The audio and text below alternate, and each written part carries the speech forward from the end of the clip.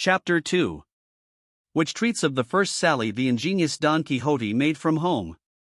These preliminaries settled, he did not care to put off any longer the execution of his design, urged on to it by the thought of all the world was losing by his delay, seeing what wrongs he intended to right, grievances to redress, injustices to repair, abuses to remove, and duties to discharge. So, without giving notice of his intention to anyone, and without anybody seeing him, one morning before the dawning of the day, which was one of the hottest of the month of July, he donned his suit of armor, mounted Rocinante with his patched-up helmet on, braced his buckler, took his lance, and by the back door of the yard sallied forth upon the plain in the highest contentment and satisfaction at seeing with what ease he had made a beginning with his grand purpose. But scarcely did he find himself upon the open plain, when a terrible thought struck him, one all but enough to make him abandon the enterprise at the very outset. It occurred to him that he had not been dubbed a knight, and that according to the law of chivalry he neither could nor ought to bear arms against any knight, and that even if he had been, still he ought, as a novice knight, to wear white armor, without a device upon the shield until by his prowess he had earned one. These reflections made him waver in his purpose, but his craze being stronger than any reasoning, he made up his mind to have himself dubbed a knight by the first one he came across, following the example of others in the same case, as he had read in the books that brought him to this pass. As for white armor, he resolved, on the first opportunity, to scour his until it was whiter than an ermine, and so comforting himself he pursued his way, taking that which his horse chose, for in this he believed lay the essence of adventures. Thus setting out, our new-fledged adventurer paced along, talking to himself and saying, "Who knows but that in time to come, when the veracious history of my famous deeds is made known, the sage who writes it, when he has to set forth my first sally in the early morning, will do it after this fashion?" Scarce had the Rubik and Apollo spread over the face of the broad spacious earth the golden threads of his bright hair, scarce had the little birds of painted plumage attuned their notes to hail with dulcet and mellifluous harmony the coming of the rosy dawn, that, deserting the soft couch of her jealous spouse, was appearing to mortals at the gates and balconies of the Manchegan horizon, when the renowned knight Don Quixote of La Mancha, quitting the lazy down, mounted his celebrated steed Rocinante and began to traverse the ancient and famous Campo de Montiel, which in fact he was actually traversing. "Happy the age, happy the time," he continued, "in which shall be made known my deeds of fame, worthy to be molded in brass, carved in marble, limned in pictures, for a memorial forever. And thou, O sage magician, whoever thou art, to whom it shall fall to be the chronicler of this wondrous history, forget not, I entreat thee, my good Rocinante, the constant companion of my ways and wanderings." Presently he broke out again, as if he were love-stricken in earnest, "O Princess Dulcinea, lady of this captive heart, a grievous wrong hast thou done me to drive me forth with scorn, and with inexorable obduracy banish me from the presence of thy beauty.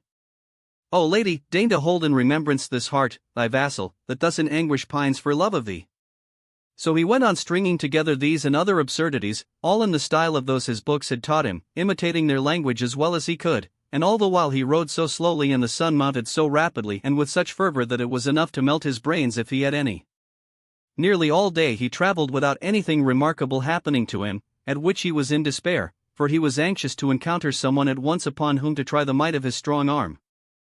Writers there are who say the first adventure he met with was that of Puerto Lapis, others say it was that of the windmills, but what I have ascertained on this point, and what I have found written in the annals of La Mancha, is that he was on the road all day, and towards nightfall his hack and he found themselves dead tired and hungry, when, looking all around to see if he could discover any castle or shepherd's shanty where he might refresh himself and relieve his sore wants, he perceived, not far out of his road, an inn, which was as welcome as a star guiding him to the portals, if not the palaces, of his redemption, and quickening his pace he reached it just as night was setting in. At the door were standing two young women, girls of the district as they call them, on their way to Seville with some carriers who had chanced to halt that night at the inn, and as, happen what might to our adventurer, everything he saw or imagined seemed to him to be and to happen after the fashion of what he read of. The moment he saw the inn he pictured it to himself as a castle with its 4 turrets and pinnacles of shining silver, not forgetting the drawbridge and moat and all the belongings usually ascribed to castles of the sort. To this inn, which to him seemed a castle, he advanced, and at a short distance from it he checked Rocinante, hoping that some dwarf would show himself upon the battlements, and by sound of trumpet give notice that a knight was approaching the castle.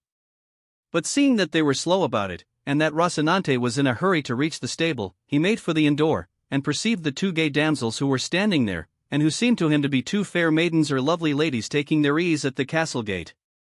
At this moment it so happened that a swineherd who was going through the stubbles collecting a drove of pigs, for, without any apology, that is what they are called, gave a blast of his horn to bring them together, and forthwith it seemed to Don Quixote to be what he was expecting, the signal of some dwarf announcing his arrival, and so with prodigious satisfaction he rode up to the inn and to the ladies, who, seeing a man of this sort approaching in full armor and with lance and buckler, were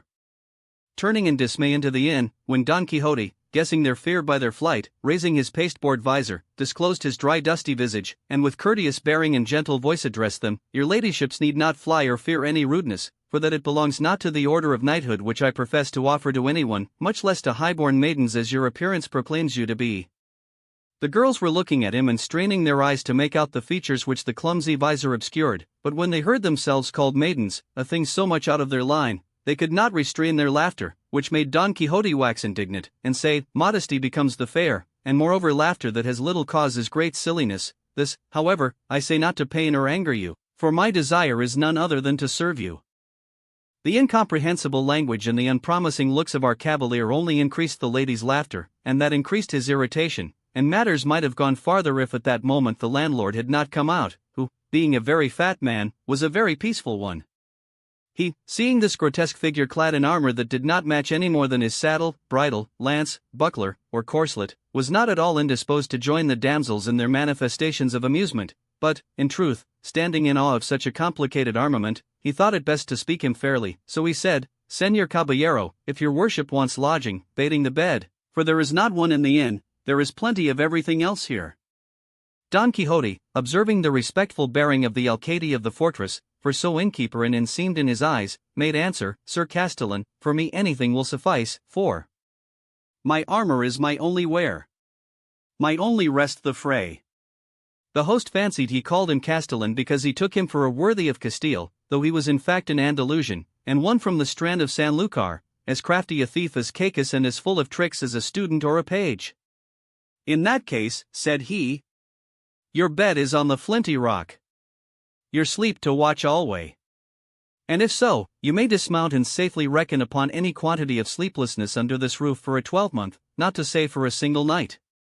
So saying, he advanced to hold the stirrup for Don Quixote, who got down with great difficulty and exertion, for he had not broken his fast all day, and then charged the host to take great care of his horse, as he was the best bit of flesh that ever ate bread in this world. The landlord eyed him over but did not find him as good as Don Quixote said, nor even half as good, and putting him up in the stable, he returned to see what might be wanted by his guest, whom the damsels, who had by this time made their peace with him, were now relieving of his armor.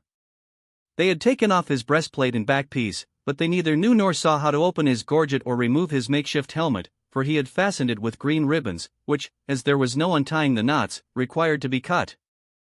This, however, he would not by any means consent to, so he remained all the evening with his helmet on, the drollest and oddest figure that can be imagined, and while they were removing his armor, taking the baggages who were about it for ladies of high degree belonging to the castle, he said to them with great sprightliness, "Oh, never, surely, was there knight so served by hand of dame, as served was he, Don Quixote hight,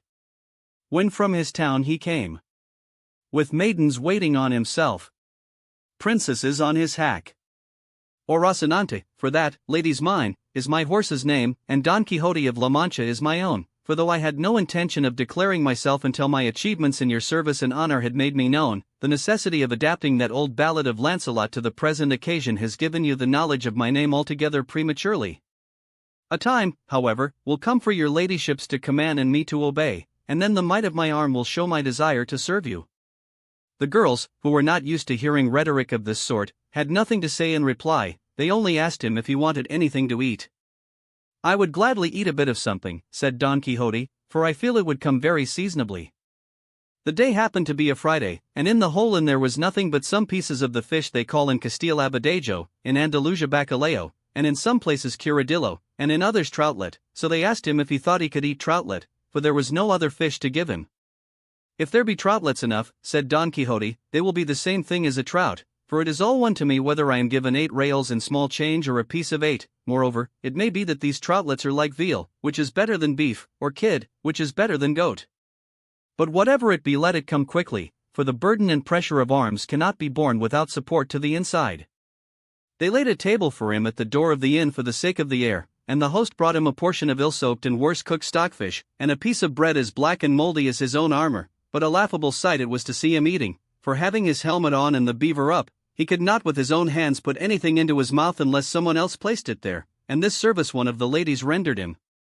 But to give him anything to drink was impossible, or would have been so had not the landlord bored a reed, and putting one end in his mouth poured the wine into him through the other, all which he bore with patience rather than sever the ribbons of his helmet.